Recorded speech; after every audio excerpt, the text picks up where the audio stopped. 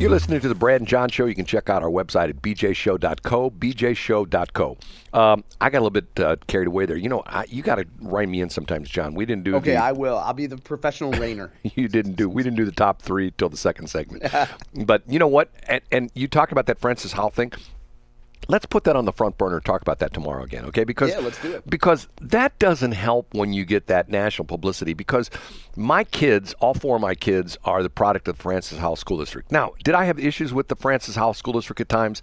Yeah, but for the most part, I think they do a pretty decent job, you know? Yep. And one of the things that Steve Ellman talks about that makes St. Charles County great, he says, when people look to move and start a family or continue their family, they look for basically two things: safe area and good education.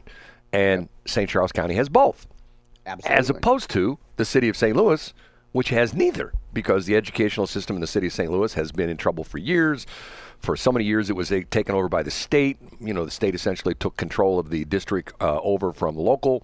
And obviously, the safety issue is a big issue with the city of St. Louis. So anyway. Well, and Brett, we can get deeper into this tomorrow. Maybe this is a teaser for tomorrow.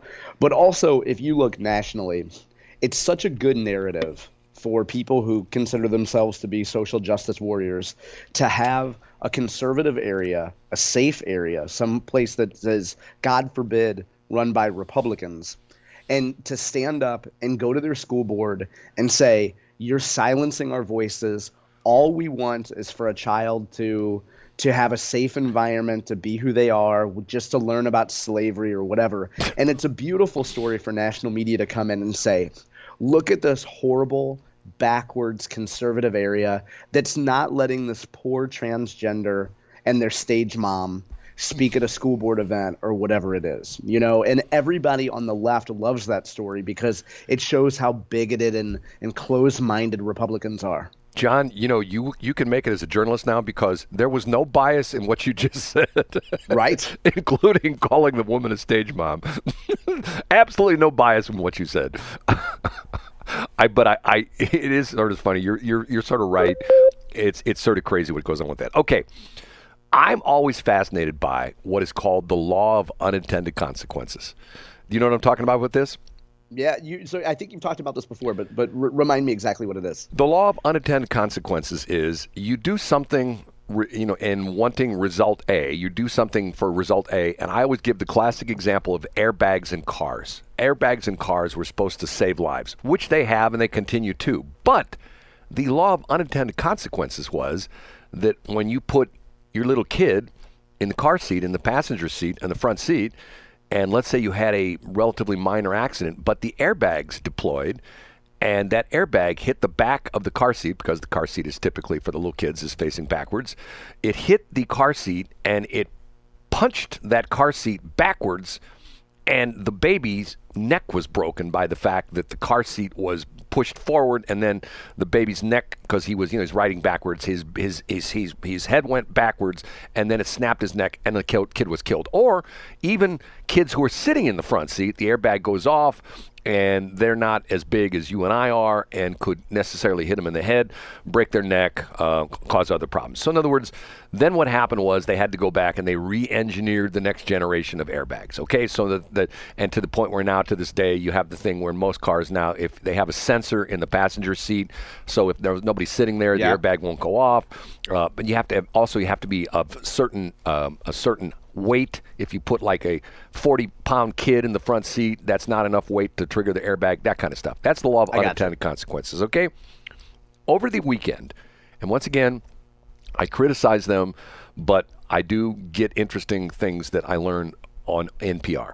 One of the NPR stories was what's going on in Florida with the condos.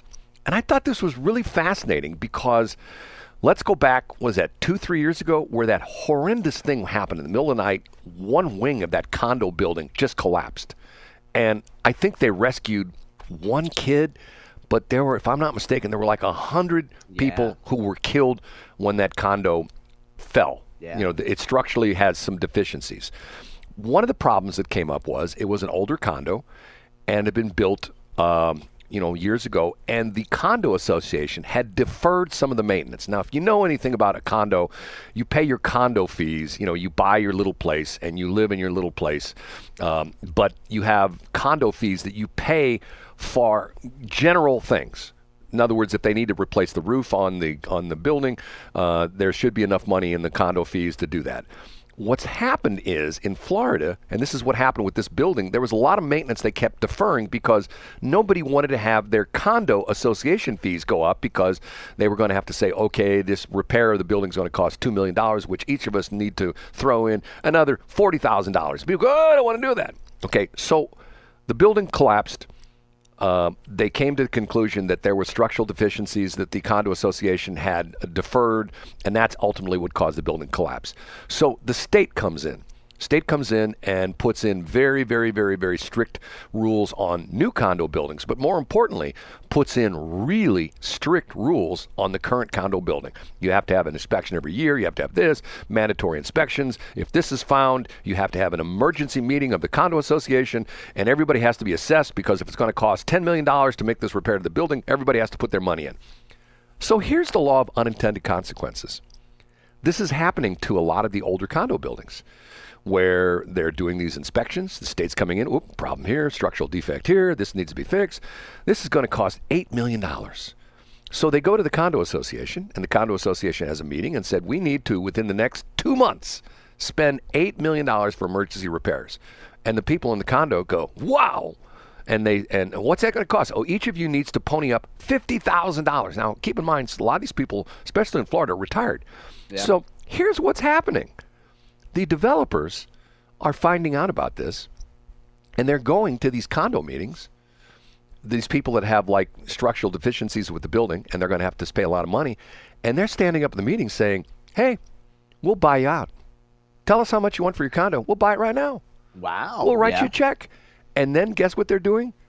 They're tearing down the buildings and building a new condo, which is much more expensive, and they're making a ton of money at it. So do the residents have any kind of recourse? Well, but once again, yeah, you have recourse, but the problem is that, like, let's say you're in a 30-unit building and the developers buy out 26 units and there's 4 of you left. I mean, pretty soon it gets to the point where, and see, that's the interesting aspect of it, is as the people leave, as the people are bought out, then the people who are left, their expenses keep going up and up and up. Yeah, I see exactly what you're saying. Because they're the ones that are, so in other words, it gets to a point, it hits critical mass where you almost have to sell your, in other words, you're sort of being forced into selling your building, selling your condo. And then they tear it down and they build a, McMansion condo. And, let's say the condo that you lived in was worth $200,000. When they build the new building, the new condos are $2 million. Yeah. So what's happening is a lot of these quote unquote, air quotes, affordable condos are disappearing, and it's gotten more and more. It's sort of like what I see. I love Clayton. My first job in the radio business was in Clayton. I still love Clayton. I was in Clayton on Friday, okay? I won't tell you what I was doing there. Well, I will tell you what I was doing there. Matter of fact, we're run short. I'll carry this over to tomorrow. One of my frustrating things in Clayton, going to the government building, the county building. But what's happened in Clayton is Clayton was sort of this cool place where you had like these high-rise towers right next to a small little 2-story building that had like a quaint little, restaurant on the bottom floor, and somebody lived in an apartment. Cobbler. Right, and somebody lived in the apartment upstairs, like, World News right there in the corner of Central and Forsyth. Those are all gone. They're all being knocked down because what are they building? They're building high-rise, apartment buildings. Expensive high-rises. And yes, and condos. And for the most part, they're not building office buildings anymore, because who goes to an office anymore, especially the attorneys? Since you don't have to show up at the courthouse to file anymore, you can e-file. So why do you need an office in Clayton anymore? You don't, because you can be, in your pajamas at 3 o'clock in the morning in your house in Fenton filing briefs, stuff like that. So Clayton, to me, is losing its at least the downtown area. It's like all high-rise stuff. Yeah. And I don't know. Maybe that's good. So it's going to be high price. I mean, they're high-price condos, apartments, and then high-end restaurants is all you'll end up having. Well, I don't even think the restaurants are doing that well anymore. I mean, I don't know. The COVID thing hurt them. I don't really know. I don't spend much time in Clayton. I love Clayton. I to this day, my very first job. But see, the interesting thing was the building I was in, 111 South Bemiston, was torn down for the county jail. There was a building across the street, actually two buildings across the street, that one of them was a bank building, one of them was an office building. Those have both been torn down. Now they're the parking lot for the essentially for St. Louis County, the main administration I know that building. lot you're talking about. Right. Yep. That used to be on the east side of that. That used to be an office building. On the west side, there was a bank building, because I used to walk across the street from the radio station and do my banking right there.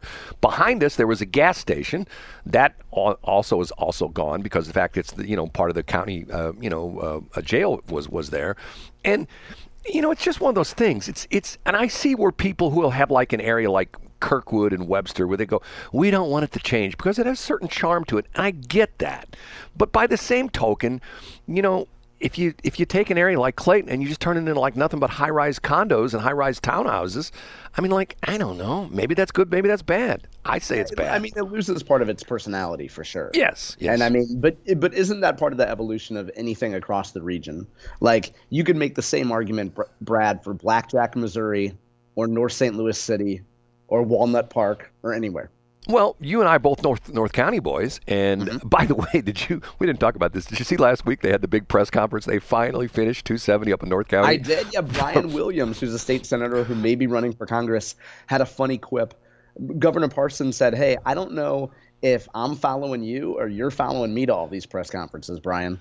And Brian Williams got up there and said, I'm quite confident you're following me here in North County, Governor Parsons. Which I thought was a pretty funny line. Well, yeah. But what's sad about it is it took them 4 years, and things were a mess in North County. I mean, being in North County. I mean, you and I, and many people listening, grew up trying. Remember when you used to have to go west on 270 and try to get on 170? Oh, yeah. It was like you were taking your life in your hands, right? Because it was the new interchange. You were in that left lane, and there were accidents there all the time. It was a death wish. Hey, and good luck trying to do that during rush hour. Yeah, take it from me. I'm an ex-traffic reporter. That used to be one of our morning topics every morning was westbound 270, accident on westbound 270 at the ramp of southbound 170. Okay, we have to get out of here. We have done enough damage for the day. Maybe we have, maybe we haven't.